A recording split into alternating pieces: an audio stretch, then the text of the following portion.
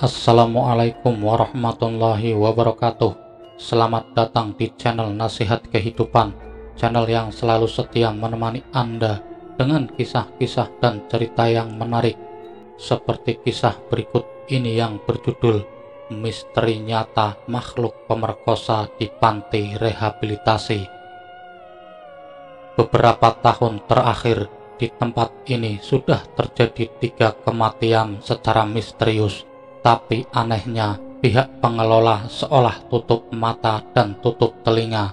Beberapa keluarga pasien bahkan meyakini jika si pemilik perkebunan teh di mana panti rehabilitas itu berdiri adalah otak dari semua kejadian yang berlangsung selama ini.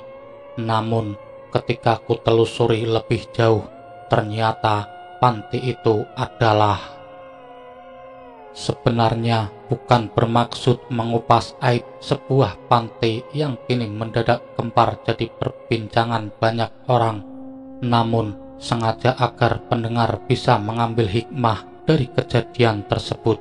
Semoga saja bagi mereka yang pernah mengalami nasib serupa mengerti maksud, dan tentu saja dengan harapan peristiwa itu takkan terulang lagi, karena tidak sesuai dengan kepribadian bangsa negeri ini. Peristiwa ini seharusnya mustahil terjadi, bak cerita khayalan yang hanya ada di dalam mimpi. Namun, dari pengalaman seorang saksi hidup yang pernah mengalaminya sendiri, tidak salah jika dipublikasikan untuk umum. Terserah para pendengar mau percaya atau tidak. Akan tetapi, kenyataannya itulah yang pernah dialami suami dari si pasien yang pernah dirawat di panti rehabilitas tersebut. Dengan tidak mengusik saksi sendiri, kisah yang kelam ini sengaja merahasiakan dan menyamarkan nama-nama pelaku dan tempat kejadian. Semenjak aku menikah dengan seorang gadis yang berasal dari keluarga yang cukup berada, masalah demi masalah mulai tumpang tindih menghantui kehidupan kami. Aku memang kurang pandai mengambil keputusan untuk menikahi Alawiyah, istriku yang sekarang. Namun aku pun tak tega jika akhirnya meninggalkan Ririn, gadis cantik yang telah 7 tahun jadi kekasih gelapku. Tak bisa kubayangkan bagaimana sakitnya hati Ririn ketika akhirnya aku memilih Alawiyah daripada Ririn. Aku memang ortodok, kolot, tak seharusnya aku menerima keinginan orang tua. Namun, apa daya, status keturunan ternyata lebih penting ketimbang rasa cinta yang telah terpupuk sekian tahun. Aku menyerah. Kemelut ternyata tak hanya sampai di situ. Setiap suami istri yang membangun rumah tangga, cepat atau lambat, pasti menginginkan momongan. Tak sedikit dan retaknya sebuah keluarga disebabkan karena tidak segera hadirnya keturunan. Akan tetapi, yang ditempuh memang belum sampai menimbulkan perpecahan antara aku dengan istri. Hanya saja, ternyata ada yang sakit hati hingga membuat istriku meninggal secara tak wajar.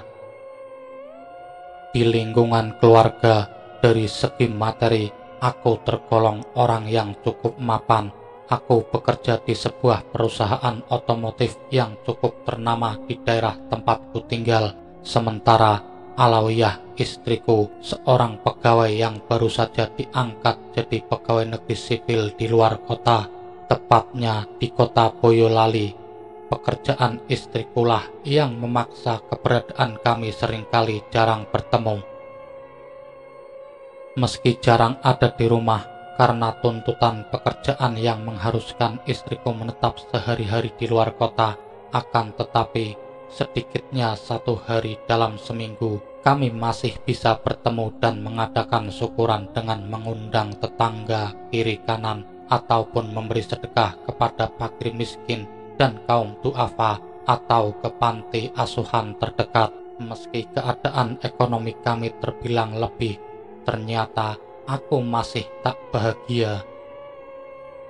Pasalnya, hingga 5 tahun usia perkawinan, kami masih belum juga dikaruniai seorang anak, padahal berbagai cara dan usaha telah kulakukan, baik secara medis maupun non-medis, namun hasilnya tetap saja nol. Menginjak tahun ke-6 usia pernikahan, tampak sekali perubahan sikap istriku.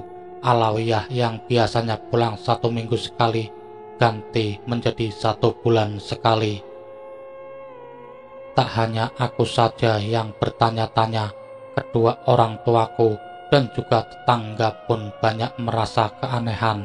Tapi jawabannya enteng saja, pekerjaan istriku padat yang mengharuskannya kerja lembur. Setelah sekian bulan, sikap istriku seperti itu, yakni jarang pulang. Suatu hari, salah seorang teman kerjanya datang mengabari kalau istriku mengalami musibah dan dirawat di sebuah rumah sakit. Mendengar itu, aku langsung pergi ke Boyolali bersama keluargaku, termasuk Liktono, adik dari ayah mertuaku. Sampai di rumah sakit, aku kaget melihat kondisi istriku yang kurus kering tergolek lemah.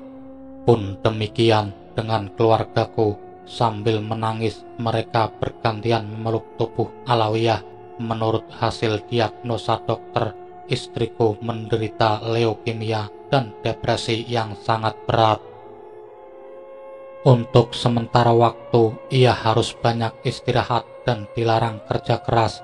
Singkat cerita, sekitar 1 minggu dirawat dengan pengawasan tim medis. Akhirnya kami diperbolehkan membawa pulang Alawiyah. Akan tetapi, belum lama istirahat di rumah, tepatnya di malam ketika istriku berada di rumah, sesuatu yang mustahil mulai muncul. Sejak pulang dari rumah sakit, Alawiyah merasakan tubuhnya mendadak sakit dan gatal-gatal. Berbagai cara dilakukan untuk mengobati rasa gatal tersebut, termasuk membawanya kembali ke dokter spesialis penyakit kulit.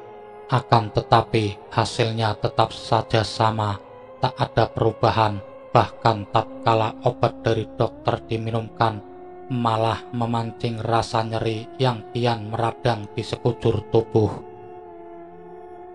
Mengetahui keadaan seperti itu, salah seorang dari keluarga Alawiyah yang memiliki kemampuan supranatural dipanggil untuk mendeteksi penyakitnya, dan hasil penerawangan itu jelas diketahui jika sakit yang diderita istriku itu karena penyakit kiriman seseorang.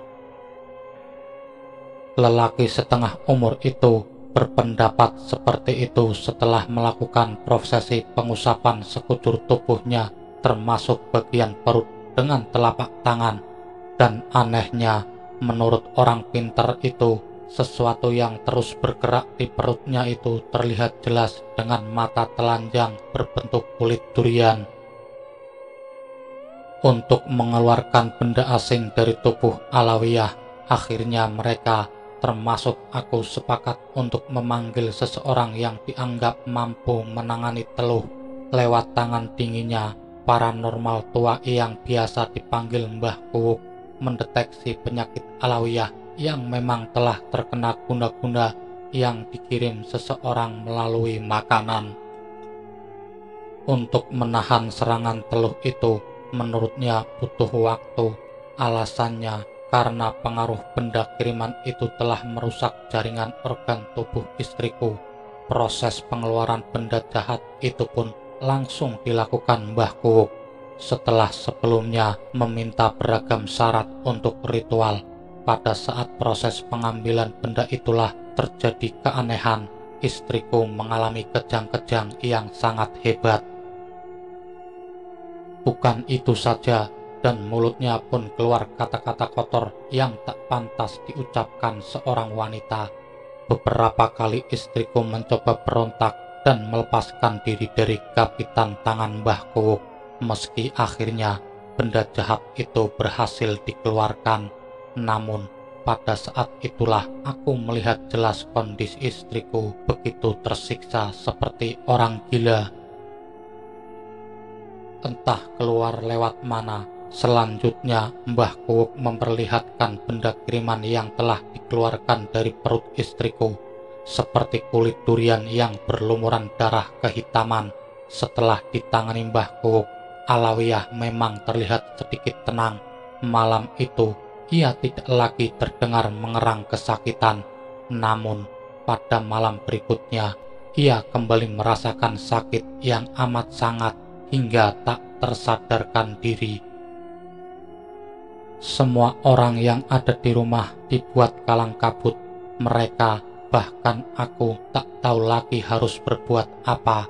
Terlebih setelah Mbah Kuwuk atau paranormal yang tinggal sekampung denganku tidak bisa ditemui dengan alasan masih mencari beberapa sarana sebagai syarat untuk prosesi penguncian kiriman teluh pada tubuh istriku. Yang membuat takut, sebelum pingsan, Alawiyah berbicara aneh seperti suara nenek-nenek. Istriku terus mengomel seperti kerasukan setan jahat, namun dari omelannya itu justru terungkap tentang penyebab penderitaannya, termasuk orang yang membuatnya menderita. Dalam kondisi tidak sadar, Alawiyah berbicara dengan suara aneh. Ia mengaku bahwa yang mengirim teluh adalah seseorang yang pernah menjalin hubungan dengan aku. Gadis itu merasa sakit hati karena merasa tidak senang, kemudian pergi menemui orang pintar untuk meneluh atau menyantet Alawiyah. Tubuh Alawiyah sebenarnya tergolong kuat dalam menerima guna-guna hingga mampu bertahan beberapa minggu. Akan tetapi sayang, wanita itu terus-menerus mengirim teluh sampai kemudian Alawiyah sendiri mengalami depresi yang sangat berat. Awalnya seringkali kerasukan makhluk halus yang bertingkah aneh-aneh. Bahkan dari tindakannya itu kerap melukai banyak orang, termasuk keluargaku. Mereka yang pernah jadi korban kekerasan istriku lantas memintaku untuk menjaga istriku biar tidak melukai orang lain, seperti menguncinya dalam kamar hingga berhari-hari. Hal itu justru semakin membuatku prihatin. Berbagai upaya mulai aku lakukan untuk kesembuhannya. Hari-hari terus berlalu, segala upaya dan waktu kuhabiskan hanya untuk merawat kesembuhan Alawiyah. Ia mulai terlihat kotor dan bau karena sudah tak mampu mengurus diri lagi, dan semenjak itu akal sehatku pun mulai hilang. Entah ide dari mana, tiba-tiba aku memutuskan untuk memasukkan istriku ke sebuah panti rehabilitas yang ada di Jawa Tengah. Pikirku dengan memasukkan Alawiyah ke panti itu untuk membuatku lebih tenang dalam pekerjaan. Selain itu, sedikitnya 2 atau 3 kali dalam 1 minggu, aku masih bisa membesuk. Informasi tentang tempat itu aku dapatkan dari seorang teman yang pernah menggelontorkan dana bantuan dari Yayasan Amalia yang dinaunginya di kota Pekalongan. Setelah lama kupikirkan dan ternyata hal itu akan lebih banyak maslahatnya, akhirnya kuputuskan untuk membawa istriku ke sana. Sesuai dengan keterangan dan alamat yang diberikan, aku pun segera meluncur ke lokasi dengan ditemani kedua orang tuaku dan juga Lek Tono. Dengan susah payah selama pencarian, panti yang disebutkan temanku itu akhirnya kutemukan. Seorang bapak bertubuh kekar yang keluar dari sebuah pabrik teh menunjukkan lokasi panti dengan tepat. Lokasi panti yang kucari letaknya sekitar 200 meteran dari pabrik yang dimandori lelaki bertubuh besar itu. Ternyata beda dengan yang dikatakan temanku. Tak kubayangkan bagaimana kondisinya saat itu. Panti yang konon dinaungi sebuah yayasan pribadi ini jauh dari kesan mewah.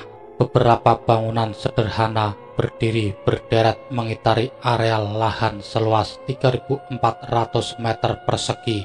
Saking sederhananya, kondisi tersebut terlihat agak kumuh. Panti yang cukup luas dan berdiri di tengah-tengah hamparan perkebunan teh itu kondisinya sudah tak layak pakai.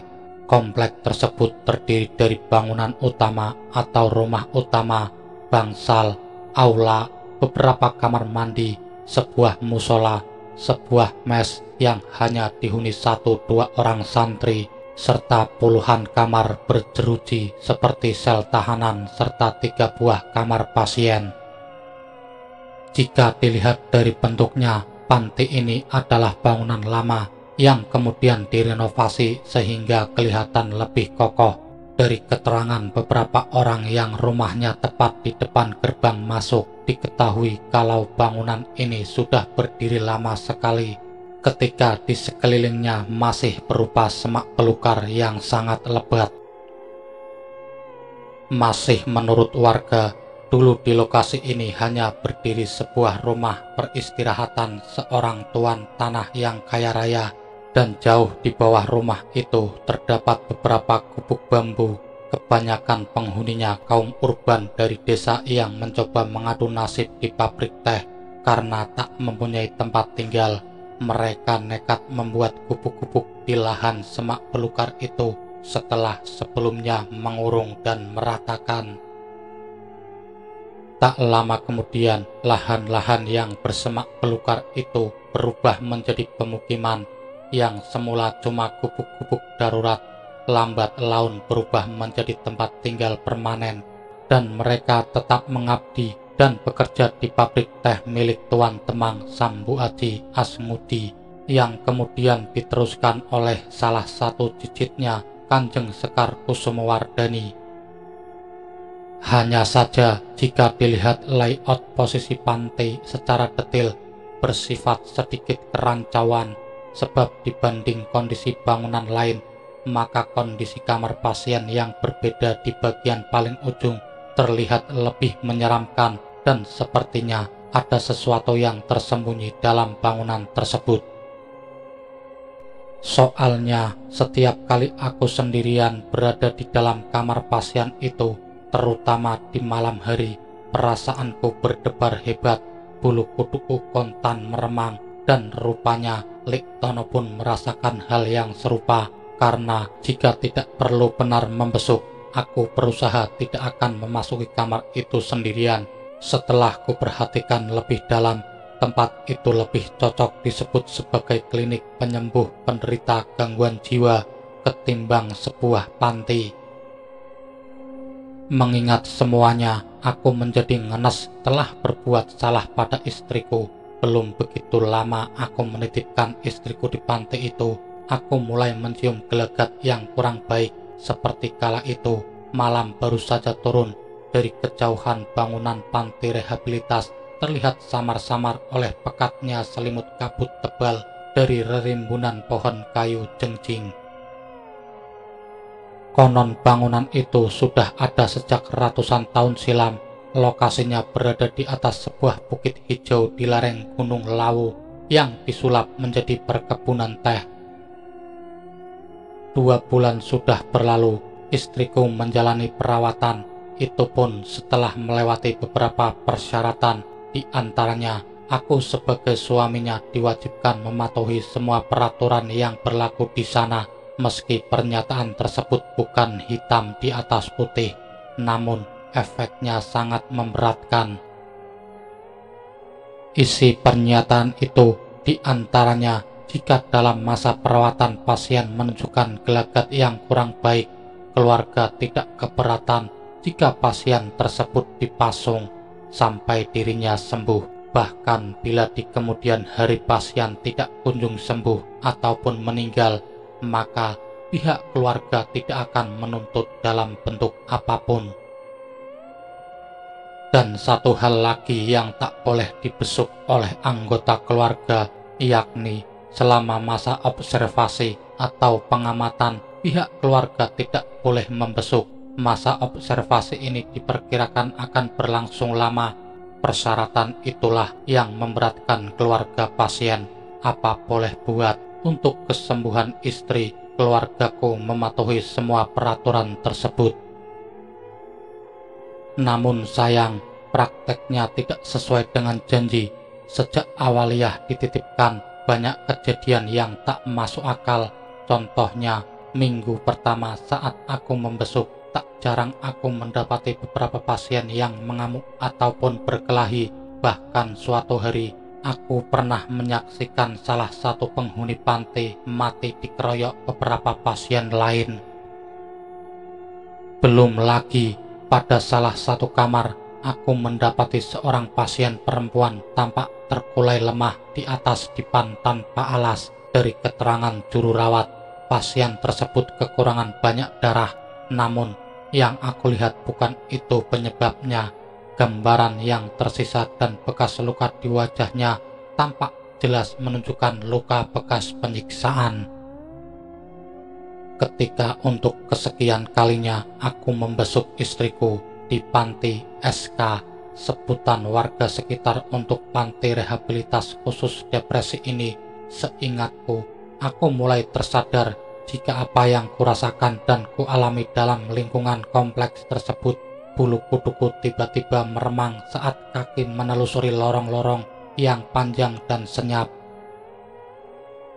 Dari beberapa kamar yang disediakan di bangsal-bangsal perawatan, setauku cuma 2 yang terisi pasien. Jumlah perawat jaga pun sangat minim. Sempat terpikir di benakku, kenapa tidak ditutup saja, sebab bila mengejar keuntungan, yayasan pribadi itu sudah merugi. Lalu, kenapa masih berjalan? Entahlah, hanya pihak pengelola yang tahu jawabannya. Dan informasi yang aku dengar, kompleks panti itu didirikan dengan tujuan amaliyah. Konon kabarnya ada donatur kaya dari Semarang yang secara rutin mengirim bantuan. Menurut Bimo, salah seorang petugas yang sempat kuajak ngobrol, donatur kaya itu bernama Bapak Agung Asngudi. Bila ditarik garis keturunan, Bapak Agung Asngudi ini masih keturunan dari Tuan Temang Sambu Aji Asngudi, pemilik panti dan perkebunan teh di sekitar lereng Gunung Lawu pada masa penjajahan kolonial Belanda. Dermawan itu dulu merelakan rumah besarnya untuk dijadikan barak peristirahatan pasukan tentara Belanda. Entah untuk beberapa kalinya aku membesuk. Dari Pekalongan hari itu kami agak telat tiba di panti. Malam sudah terlelap di peraduan. Mobil yang disopiri Liktono mengalami pecah ban dalam menanjak menuju panti. Malam itu kami memperbaiki di bengkel yang ada di pemukiman warga. Terpaksa aku membesuk sendiri dan membiarkan Liktono di bengkel. Udara di kawasan perbukitan di lereng gunung yang memang dingin menusuk, jadi semakin menggigit tulang. Di gerbang masuk halaman panti, untuk kesekian kalinya aku melihat patung setengah badan dari Tuan Temang Sambu Aji Angsudi dalam ukuran cukup besar. Meski hanya sebuah patung dari perunggu, entah kenapa malam itu tatkala menatapnya lagi, degup jantungku seperti mau berhenti berdetak. Iya, mata patung itu begitu tajam menghujam. Untuk sekian lama, aku terpaku seperti terhipnotis. Tak terasa, peluh dingin membasahi tengkuk dan keningku. Lamunanku buyar kala seorang bapak petugas yang sudah aku kenal memanggilku dan mempersilahkan masuk ke ruang di mana istriku dirawat. Namun rasa ngeri dan ketakutan tak bisa kupungkiri telah mencengkeram perasaanku. Setelah melihat kondisi Alawiyah yang mulai membaik, kuputuskan turun kembali ke pemukiman warga untuk menemui Lektono. Begitu melangkah di halaman panti, mendadak aku dikagetkan oleh sesuatu bayangan yang bergerak dari kegelapan. Di samping bangunan panti, sosok misterius yang melangkah cepat itu masuk ke sebuah kamar pasien lewat jendela yang terbuka, kemudian lenyap begitu saja. Sebenarnya saat itu timbul keinginanku untuk melihat sosok itu dari dekat, Tapi keinginanku untuk mencari minum hangat ternyata lebih kuat sebab tubuhku sudah terasa kedinginan. Maka rasa keingintahuanku itu tertunda. Aku pun segera melanjutkan langkahku menuruni lereng menuju pemukiman warga dalam keremangan malam. Sekitar 1 jam lebih kami berada di pemukiman warga. Ketika kami kembali ke panti, sesuatu telah terjadi. Beberapa petugas terlihat berjalan tergesa-gesa. Langkah mereka pasti, yaitu menuju ke salah satu kamar pasien, di mana sebelumnya aku menyaksikan sosok misterius menyelinap masuk. Saat itulah aku mendengar kalau pasien di kamar itu, seorang wanita seumuran istriku, telah meninggal. Penyebabnya tak begitu jelas, tapi kondisi tubuhnya penuh memar dan meninggalkan bekas luka perlawanan. Padahal kondisi pasien itu sudah berangsur pulih. Kalau saja tidak terjadi insiden yang merenggut nyawanya, beberapa hari ke depan mungkin sudah diperbolehkan pulang. Namun peristiwa meninggalnya seorang pasien berlalu begitu saja. Sepertinya bukan sesuatu yang penting untuk diusut, dan karena kesibukanku, dengan cepat pula peristiwa itu aku lupakan. Tapi ketika seminggu kemudian aku harus datang lagi ke panti, kejadian yang sama terulang lagi. Kali ini menimpa pasien seorang janda. Dan lagi-lagi aku memergoki munculnya sosok misterius itu. Kali ini dia terlihat saat meloncat keluar kamar lewat jendela kamar pasien dan langsung menghilang. Saat itu aku memang tidak begitu jelas melihat wajahnya, namun yang pasti dia seorang lelaki dengan tubuh tinggi besar dan kekar. Pagi harinya aku mendengar kabar kalau pasien janda yang menghuni kamar itu ditemukan tewas. Penyebab kematiannya juga sama, yaitu penuh luka memar dan meninggalkan bekas perlawanan fisik di tubuhnya. Yang membuatku heran, pihak pengelola sepertinya menganggap peristiwa itu sebagai hal biasa. Sama sekali tak tampak penyesalan pada wajah-wajah mereka. Malah beberapa di antaranya menganggap kematian pasien murni sebagai korban bunuh diri, sadar bahwa di tempat itu berkeliaran sosok misterius yang setiap saat leluasa merenggut nyawa pasien. Aku menjadi tidak tenang. Aku berniat untuk membawa pulang istriku dari panti tersebut, dan malam ini merupakan malam terakhir istriku dirawat di yayasan rehabilitas tersebut. Tapi sepanjang malam itu pikiranku tidak tenang. Aku dan keluarga mengalami kendala dalam perjalanan menuju panti. Berkali-kali mesin mobil mati mendadak. Akhirnya kami baru sampai di panti tepat menjelang tengah malam. Akan tetapi begitu tiba di sana, kami menemukan sesuatu hal yang sangat mengejutkan. Ketika hendak membuka pintu kamar di mana Alawiyah dirawat, mendadak aku dikejutkan oleh suara geduh dari dalam kamarnya.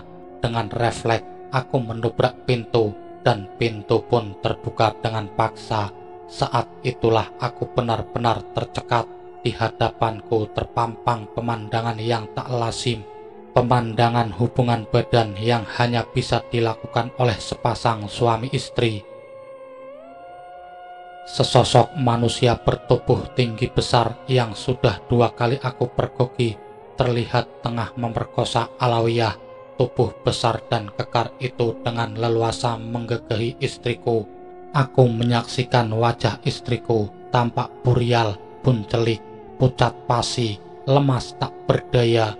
Meski sadar dengan kehadiranku, tetapi lelaki itu terlihat tenang, bagikan makin garang memperkosa Alawiyah. Aku tidak tinggal diam. Dengan geram aku berusaha menyerangnya, tapi dengan sekali hempasan sosok itu mengibaskan tangannya. Tubuhku terpental. Aku jatuh terjengkang. Meski tubuhku terasa begitu sakit, tulang-tulangku seperti remuk. tetapi dengan gamblang aku bisa melihat wajah sosok lelaki tersebut. Dengan penerangan lampu kamar, aku mampu mengenali wajahnya. Ya, wajah yang tidak asing, kendati terlihat sadis, tetapi jelas kalau wajah itu sangat mirip dengan wajah sebuah patung yang dikatakan orang sebagai patung Tuan Temang Sambu Aji Asmudi.